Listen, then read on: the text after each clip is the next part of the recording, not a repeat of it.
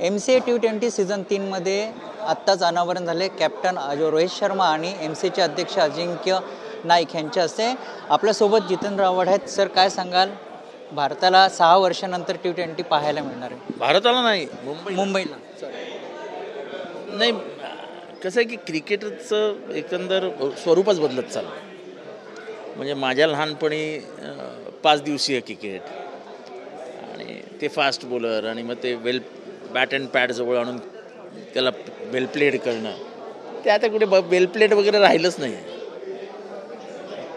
तो असा फ्लाईट देऊन स्पिन टाकणं वगैरे आता सगळं बाद झालं आहे. म्हणजे आता ते यूट्यूबवर दिसलं तर दिसलं. त्याच्यामुळे बदललेल्या ह्याच्यात नवीन पोरांना जर संधी द्यायची असेल तर भारतामध्ये जे क्रिकेट लोकप्रिय आहे ते मुंबईत असायला हवं. मुंबई ही क्रिकेटची पंढरी आहे आणि त्यामुळे ह्या बदललेल्या ह्याचं स्वीकार मुंबईने केला आणि 6 वर्षापूर्वीच हे सुरू केलं होतं, पण ते पिकअप होऊ शकलं नाही. आता यावेळेस विहंग सरनाईक यांच्या अध्यक्षतेखाली जी कमिटी आहे त्यांनी चांगला पुढाकार घेतला आहे आणि याला चांगलं हे मिळेल. आपण जर बघितलं पोरांना नवीन संधी मिळणं गरजेचं आहे, त्याच्यातनंच ते पुढे जाऊ शकतात. आणि ह्या मातीने नेहमी नवीन पोरांना पुढे नेलं आणि ते कुठे निघून गेले. म्हणजे त्याचं ज्यांनी उद्घाटन केलं तो रोहित शर्मा मुंबईचाच प्रोडक्ट आहे ना. या ह्याच्यामध्ये जर बघितलं नवीन खेळाडूंना संधी दिल्या आणि दिग्गज खेळाडू देखील ह्यामध्ये सहभाग असतात. हे सगळेच ना, हे म्हणजे मिलन आहे, म्हणजे सगळेच एकत्र खेळणार आहेत. त्याच्यामुळे पहिली गोष्ट म्हणजे संधी, जे रोहित शर्माने सांगितलं, प्लॅटफॉर्म मिळणं खूप गरजेचं आहे. आणि MCA हा इतका मोठा प्लॅटफॉर्म आहे. 43 वर्ष रणजी ट्रॉफी जिंकणारी मुंबई आहे, त्याच्यातली माझ्या अंदाजाने 21-22 वर्ष सातत्याने जिंकणारी मुंबई आहे. म्हणजे सतत 22 वर्ष मुंबईने रणजी ट्रॉफी जिंकलेली आहे. मुंबईला तोडच नाही. मुंबईला भारतामध्ये हे क्रिकेटर प्रोड्युसिंग मशीन मुंबई आहे. मुंबईच्या मातीने. सर, एक वेगळा प्रश्न आहे. हिंदीचा मुद्दा पुन्हा समोर आला आहे, कारण की हिंदी मला वाटतं हा निष्कारण या सरकारने ओढवून घेतलेला आहे. हिंदीची जबरदस्ती कशाला? संविधानाने तुम्हाला याला राष्ट्रभाषेला मान्यता दिली आहे का? नाही दिली. डॉक्टर बाबासाहेब आंबेडकरांच्या संविधान समितीमध्ये 2 सदस्य होते, अय्यंगार आणि मुन्शी के.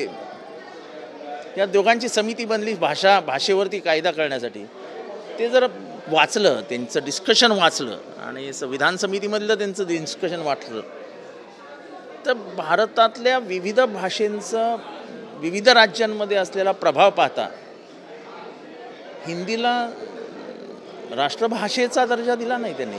ती भाषा सर्वाधिक बोलली जाते मान्य, पण त्याची जबरदस्ती महाराष्ट्रात कसं जातात?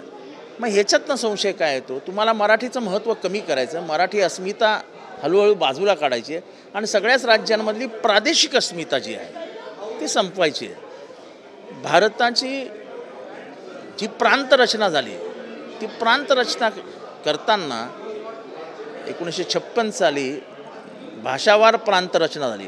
तेव्हा भाषेला का महत्त्व देण्यात आलं? तेव्हा मराठी भाषिकांचा महाराष्ट्र तयार झाला ना.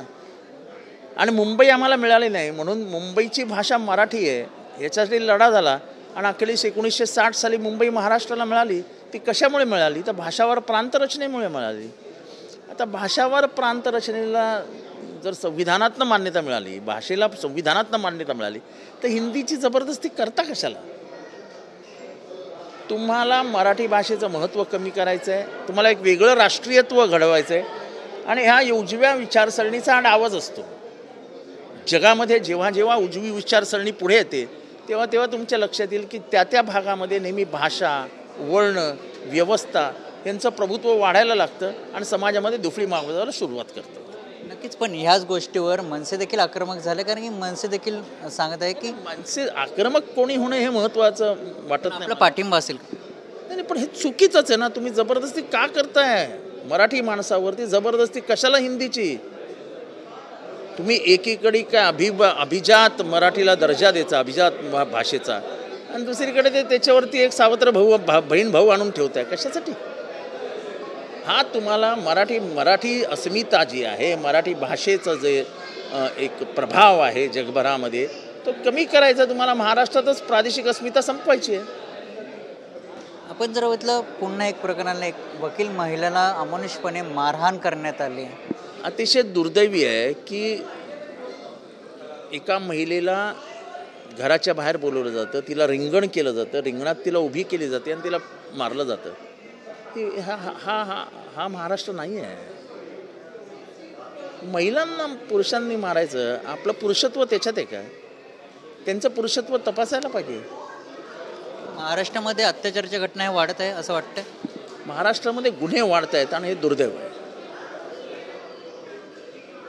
नक्कीच हे होते आपल्यासोबत जितेंद्र रावत आणि महाराष्ट्रामध्ये गुन्हेगारी ही वाढत चालली असा त्यांनी सांगितलं आहे. कॅमेरामॅन अजय मोहितेसह मयुरज जाधव, TV9 मराठी, मुंबई.